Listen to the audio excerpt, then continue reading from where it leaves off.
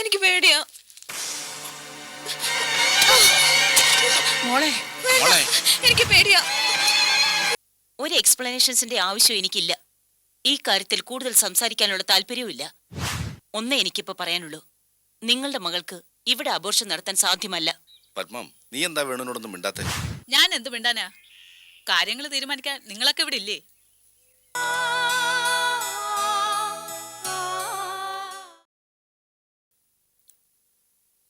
Doctor, ഞാൻ ഇപ്പൊ ഇവിടെ നിന്ന് ഇറങ്ങിപ്പോയ പേഷ്യന്റിന്റെ ഒരു കാര്യം സംസാരിക്കാൻ വന്നാ. You mean Urmila? യെസ്. ആ കുട്ടിയെ അബോർട്ട് ചെയ്യാൻ ഡോക്ടർ സമ്മതിച്ചോ? അല്ല, നിങ്ങൾ ആരാണെന്ന് എനിക്ക് മനസ്സിലായില്ല. ഐ മീൻ, ആ കുട്ടി നിങ്ങളും തമ്മിലുള്ള റിലേഷൻഷിപ്പ്?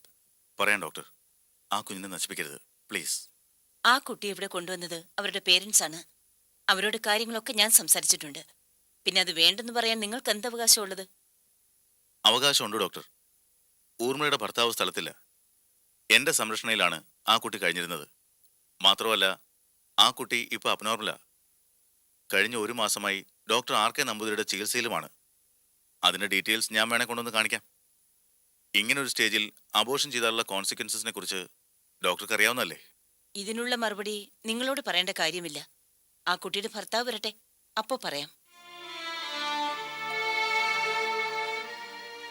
ഊർമിളയുടെ ഭർത്താവ് ഹരി ജീവിച്ചിരിപ്പില്ല ഡോക്ടർ. അവനും ഞാനും വളരെ അടുത്ത സുഹൃത്തുക്കളായിരുന്നു. അവരുടേത് പ്രേമവിവാഹമായിരുന്നുകൊണ്ട് വീട്ടുകാരുമായി നല്ല അടുപ്പത്തിലല്ലായിരുന്നു. മരിക്കുന്നതിന് മുമ്പ് ഊർമിളയുടെ സംരക്ഷണ ചുമതല എന്നെയാണ് അവനെ ഏൽപ്പിച്ചത്. ഗർഭിണിയായ ശേഷമാണ് ഊർമിളയ്ക്ക് സ്വബോധം നഷ്ടമായത്. നാളെ നോർമലായ ശേഷം തൻ്റെ കുഞ്ഞു നഷ്ടപ്പെട്ടുവെന്നറിഞ്ഞാൽ അവൾക്ക് എന്താണ് സംഭവിക്കുന്നതെന്ന് ഡോക്ടർക്ക് ഊഹിക്കാവുന്നതല്ലേ ഉള്ളൂ. അതുകൊണ്ട് ഈ അബോർഷൻ നടത്തരുത്. നിങ്ങളോട് സംസാരിക്കാൻ എനിക്ക് താല്പര്യമില്ലെന്ന് ഞാൻ പറഞ്ഞു കഴിഞ്ഞതാ. ആ കുട്ടിയുടെ പേരൻസുമായിട്ട് ഡിസ്കസ് ചെയ്ത് വേണ്ടത് എന്താണെന്ന് ഞാൻ തീരുമാനിച്ചിട്ടുണ്ട്. So you can go please. Doctor, medical എത്തിക്സിന് നിരക്കാത്ത കാര്യങ്ങളാണ് നിങ്ങൾ ചെയ്യുന്നത്. You shut up. എന്റെ ഹോസ്പിറ്റലിൽ വന്ന് നിങ്ങൾ എന്നെ എത്തിക്സ് പഠിപ്പിക്കുന്നു. കടന്നു പോകണം പുറത്ത്. ഡോക്ടർ, ഭീഷണി വേണ്ട. പണത്തോടുള്ള ആർത്തി മൂത്ത് നിങ്ങൾ ചെയ്യുന്ന ഈ മനുഷ്യക്കുരുതി ഉണ്ടല്ലോ, അതിന് തടയിടാൻ പറ്റുമെന്ന് ഞാനൊന്ന് നോക്കട്ടെ. ഇല്ലീഗലായിട്ടുള്ള കാര്യമാണ് ഇപ്പൊ ഡോക്ടർ ചെയ്യാൻ പോകുന്നത്. ഈ നാട്ടിൽ കോടതി നിയമമൊക്കെ ഉണ്ട്. അബ്നോർമലായ ആ പെൺകുട്ടിയെ ഇവിടെ അബോർട്ട് ചെയ്താൽ നിങ്ങളുടെ ചികിത്സ അതോടെ നിർത്തിക്കും. പത്രങ്ങളിൽ വാർത്ത കൊടുത്ത് ഹോസ്പിറ്റൽ ഞാൻ പൂട്ടിക്കും. കരുതിയിരുന്നോ?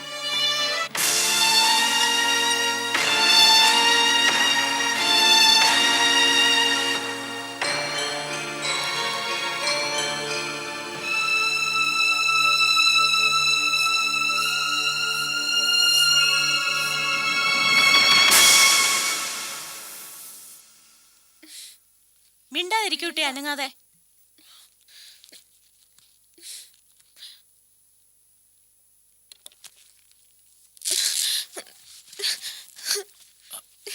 എനിക്ക് പേടിയാ.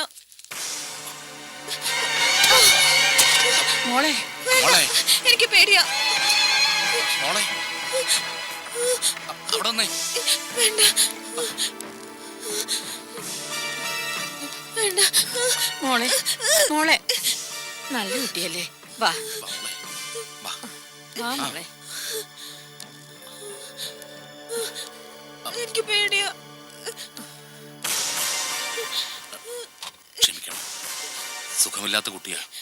ഒരു ആക്സിഡന്റിന് ശേഷമായി തന്നെ. ഈ കുട്ടിയുടെ ഭർത്താവില്ലേ കൂടെ? വിദേശത്താ. ഡോക്ടർ എപ്പോഴാ വരണേ? ഉടനെ എത്തും. സാറിനെ ഡോക്ടർ വിളിക്കുന്നു. എന്തിനാ സിസ്റ്ററെ? അറിയില്ല, പെട്ടെന്ന് ചെല്ലാൻ പറഞ്ഞു. ഓ, ഞാനിപ്പോ വരാം. മോളെ കിടന്നോ.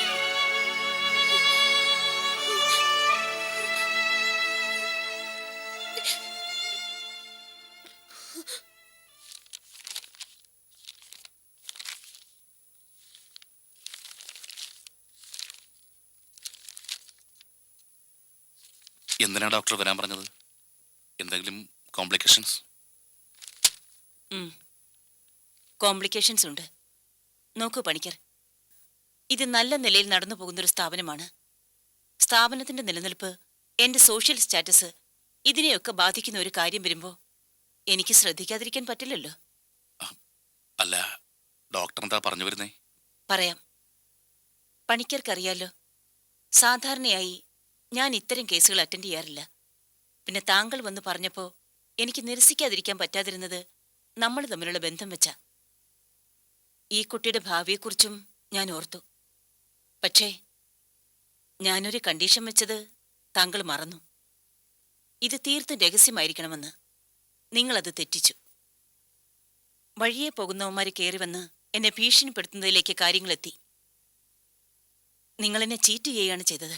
അതുകൊണ്ട് തന്നെ നിങ്ങളുടെ മകൾക്ക് ഇവിടെ അബോർഷൻ ചെയ്യാൻ പറ്റില്ല.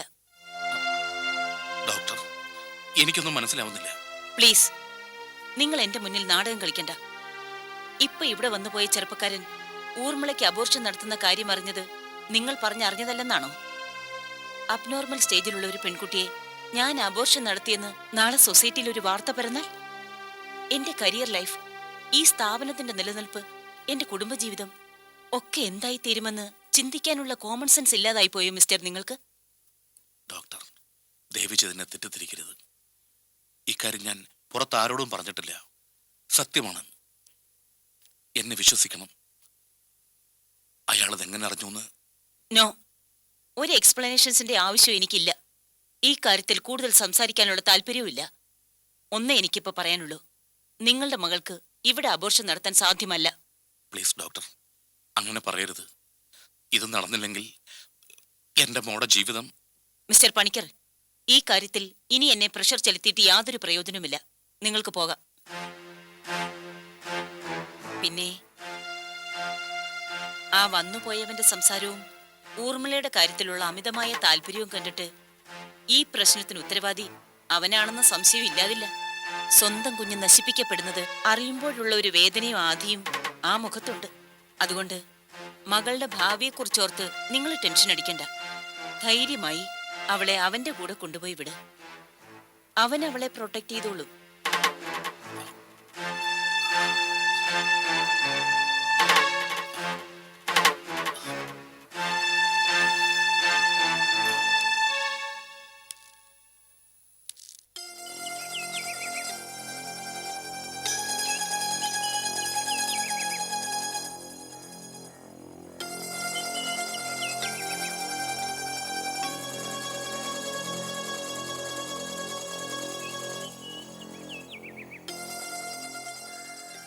മമ്മി, ഡാഡി എന്താ വരാത്തെ?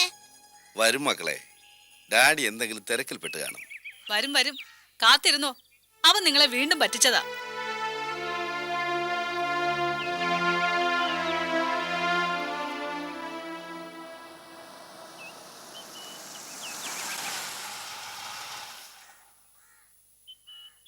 മമ്മി, ഡാഡി വന്നു.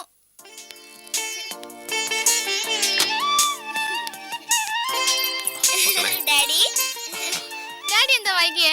മമ്മി, ഞങ്ങൾ എത്ര നേരമായി കാത്തിരിക്കുന്നു. ഡാഡിക്ക് ഒരു അത്യാവശ്യ കാര്യം ഉണ്ടായിരുന്നു മക്കളെ. കേറി വാ വാ വേണുവേട്ടാ. മോളെ, നീ അവന് കുടിക്കാൻ എന്തെങ്കിലും എടുക്ക.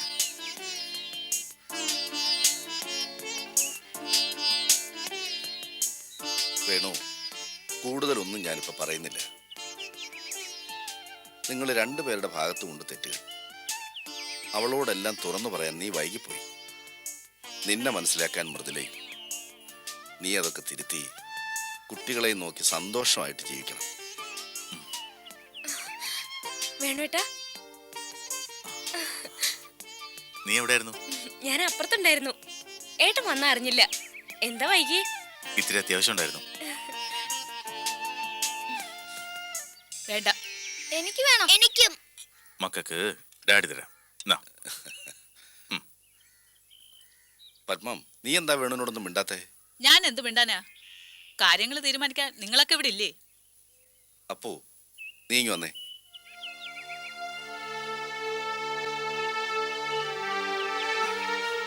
അപ്പോട്ട് നിന്ന് വന്നേ. അവരെ സന്തോഷമായിട്ട് യാത്രയാക്കണ്ടേ? ഞാൻ വരണില്ല. നിങ്ങൾ യാത്ര അയച്ചാൽ മതി. നിന്റെയും മൃദുലേച്ചിയുടെയും സന്തോഷത്തിന് ഞാൻ എതിരല്ലെന്ന് പറഞ്ഞല്ലോ. ചേച്ചി മക്കളും ഒരു ദുരന്തത്തിലേക്കാ പോണെന്ന് എന്റെ മനസ്സ് പറയുന്നു. നീ ചെല്ല്.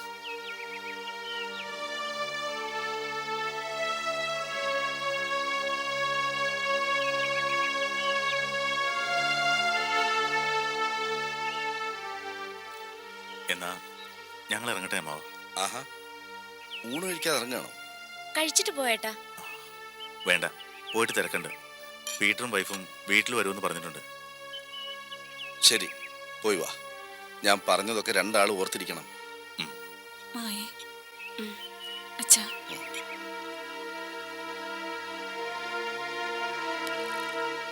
വേണോന്ന് നിന്നേ. ഒരിക്കൽ ഞങ്ങളുടെയൊക്കെ മനസ്സ് വിഷമിപ്പിച്ച് നീ ഇവിടെ ഇവിടെ ഇറക്കിക്കൊണ്ടുപോയി. പിന്നെ എന്റെ മോൾ ഒരുപാട് കരഞ്ഞു. മക്കളുടെ കൈയും പിടിച്ച് ഈ പടി കയറി വന്നു. ഇനി അങ്ങനെങ്ങാനും ഉണ്ടായാ നിന്റെ പെങ്ങളൊരുത്തി ഇവിടെ ഉണ്ടെന്നുള്ള ഓർമ്മ വേണം. ഇനി പൊയ്ക്കോ.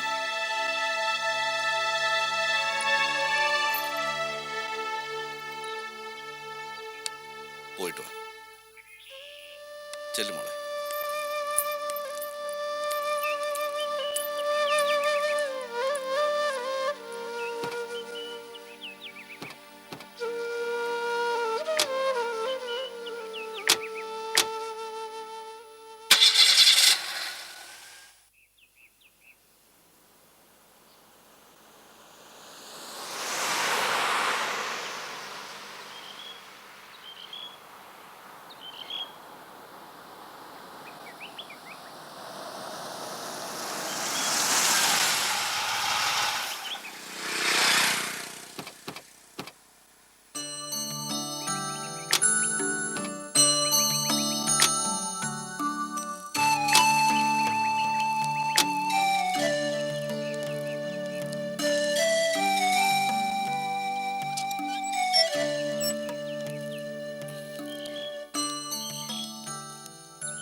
എന്താ മൃദുലേ, ആദ്യമായിട്ട് കാണുന്ന പോലെ? അതല്ല വേണുവേട്ടാ, ആദ്യമായി വേണുവേട്ടന്റെ കയ്യും പിടിച്ച് ഇവിടെ വന്ന് കയറിയത് ഓർക്കുമായിരുന്നു ഞാൻ.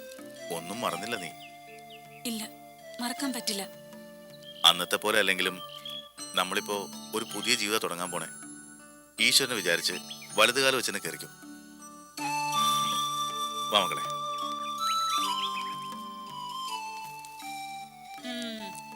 വൃത്തിയുടെ കാര്യത്തില് വേണുവേട്ടന് ഒരു ശ്രദ്ധയില്ല.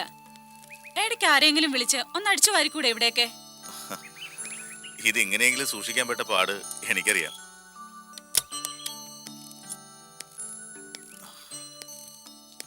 നീ പോയ ശേഷം ഒന്ന് സ്വസ്ഥമായിട്ട് ഉറങ്ങിയിട്ടില്ല ഞാൻ.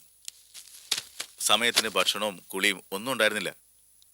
എന്റെ കാര്യങ്ങൾ പോലും ശ്രദ്ധിക്കാൻ പറ്റാതെ ഞാൻ എങ്ങനെയാ മൃദുലേ? പോട്ടെ വേണുവേട്ടാ, ഞാനത് വെറുതെ. ഇനി വേണുവേട്ടനെ വിട്ട് ഞാൻ എങ്ങും പോവില്ല. ഹായ് മമ്മി, ഇത് നോക്കിയേ, എത്ര ടോയ്സാ. മക്കൾക്ക് വേണ്ടി ഒരുപാട് വാങ്ങിയിട്ടുണ്ടല്ലോ. ഡാഡി, ഇതെല്ലാം ഞങ്ങൾക്കുള്ളതാണോ? പിന്നല്ലാതെ, എല്ലാം എന്റെ മക്കൾക്കുള്ളതാ. സത്യമായിട്ടും? സത്യമായിട്ടും. മക്കൾക്ക് ഇതെല്ലാം ഇഷ്ടമായോ? എന്നാ ഡാഡിക്കുള്ള സമ്മാനം തന്നേ. ഇനി എന്റെ മക്കൾ പുറത്തുപോയി കളിച്ചു. വാ പോവാം. എന്താ, കുട്ടികൾക്ക് മാത്രമുള്ള സമ്മാനം? എനിക്കില്ലേ? നിനക്ക് ഞാൻ വാങ്ങാതിരിക്കോ? എന്താ ഇത്?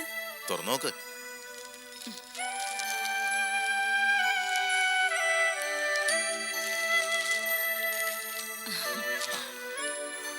ഇഷ്ടായോ? ഇനി എന്താ നിനക്ക് വേണ്ടേ? ചോദിക്കട്ടെ? ചോദിക്കേ. എനിക്കൊരു സത്യം ചെയ്തു തരണം.